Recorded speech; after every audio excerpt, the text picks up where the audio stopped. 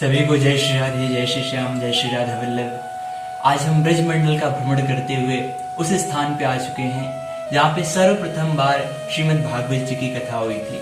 इस भूमंडल पे सबसे पहली बार भागवत जी की कथा गोवर्धन क्षेत्र आप सभी दर्शन करने आते होंगे।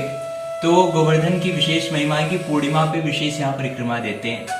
तो आप परिक्रमा में कुसुम सरोवर का दर्शन करेंगे। तो कुसुम सरोवर के पास ये उद्धव जी का मंदिर है, जिसे उद्धव बैठक के नाम से जानते हैं। ये हमारे पुजारी जी हैं, यहाँ पे ये उद्धव जी की सेवा में है। और अधिकतर लोग आते हैं, परिक्रमा लगाते, कुसुम सरोवर का दर्शन करके चले जाते हैं, परंतु इस स्थान पे नहीं आते हैं। तो आप आइएगा यहाँ पे तो अवश्य इस स्थान का दर्शन करिएगा। क्यों? क्योंकि कहते हैं उद्धव जी जो है, जब सुखदेव जी उद्धव जी का परिचय देते हैं भागवत जी में, तो कहते हैं कि भगवान कृष्ण कृष्णस्य दयितः सखा।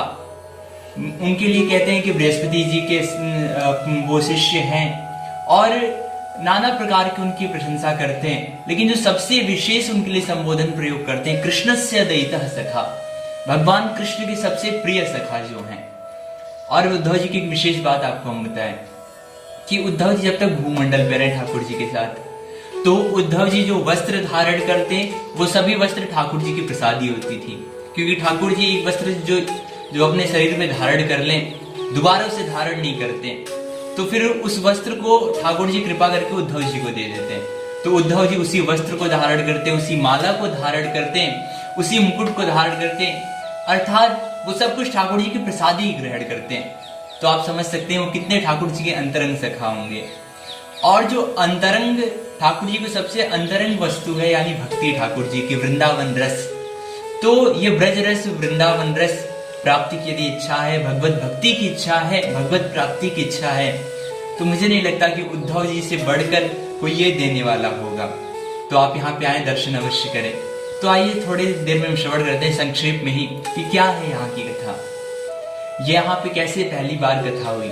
जैसा कि आप सभी जानते हैं कि भगवान ने जब अपनी पूरी लीला विश्राम कर दी, क्योंकि अब कलयुग का समय भी आ चुका था, तो भगवान गोलोक धाम को चले गए।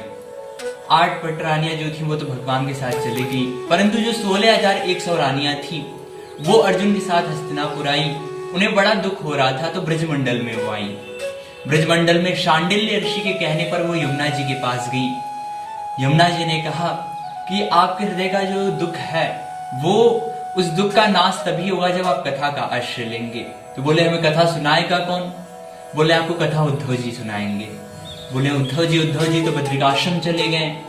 बोले कि उद्धव जी जो बद्रिकाश्रम गए हैं वो तो व्यवहार लीला में गए, परंतु नित्य लीला में जो उद्धव जी ब्रज में सदा वास करते हैं। बोले कैसे? बोले जब उद्धव जी पहली बार यहाँ पे आए, तो यहाँ पे आके उन्होंने बस यही कहा था कि हे श्री जी, वृंदावने किमपि गुल्मलतौषधि नाम, मुझे इस वृंदावन का कोई लता बना दीजिए, कोई औषधि बना दीजिए। श्री जी ने कहा अच्छा, यदि इच्छा है ब्रज में रहने के लिए, तो फिर मनुष्य शरीर क्यों नहीं मांग रहे? उद्धव जी ने कहा श्री जी, यदि मनुष्य शरीर प्राप्त कर लिए ना, तो मनुष्य शरीर प्राप्त करके ये जो गोपियों की चरण रज है, ब्रजवासियों की चरण रज है, वो हमें प्राप्त नहीं होगी। और यदि आपने हमें बहुत बड़ा वृक्ष भी बना दिया तो भी नहीं प्राप्त होगी, क्योंकि धूल उतनी ऊपर उड़ के जाएगी नहीं।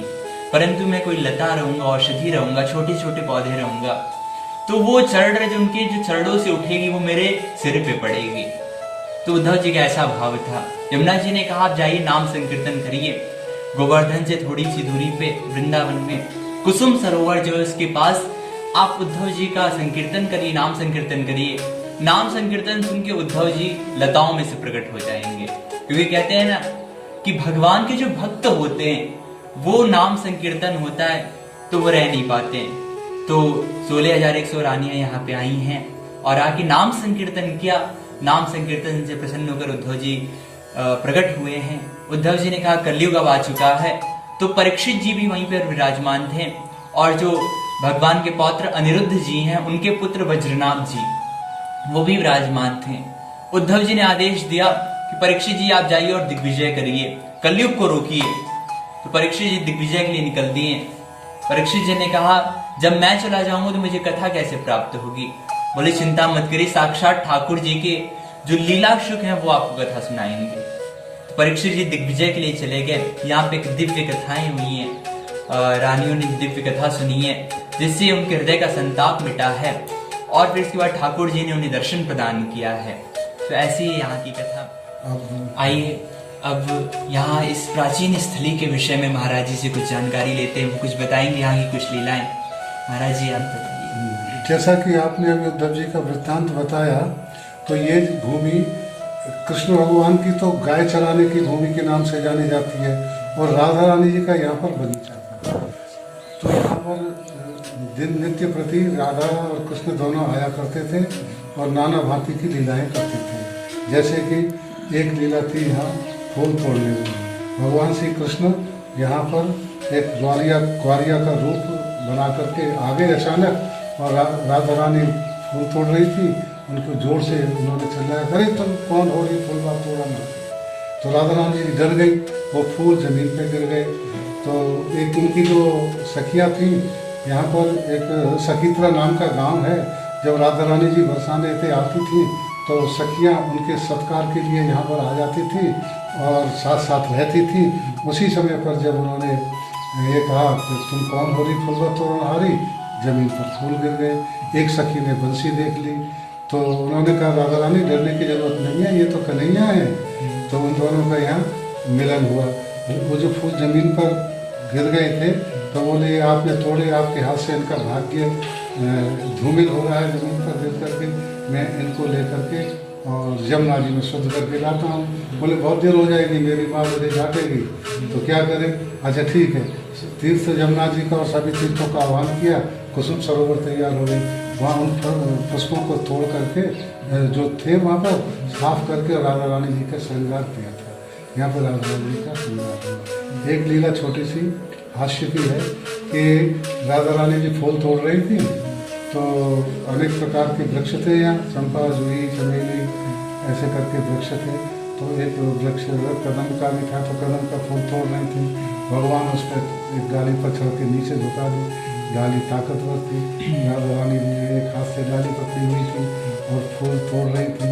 जब भगवान श्री कृष्ण क्या हुआ कि वो वहाँ से दूसरी डाली पर चले गए, तो राधा रानी जी डाली के साथ लटकी हुई ऊपर चली गई और एकदम घबराई हुई उसमें बोले, झट भगवान श्री कृष्ण नीचे आ गए।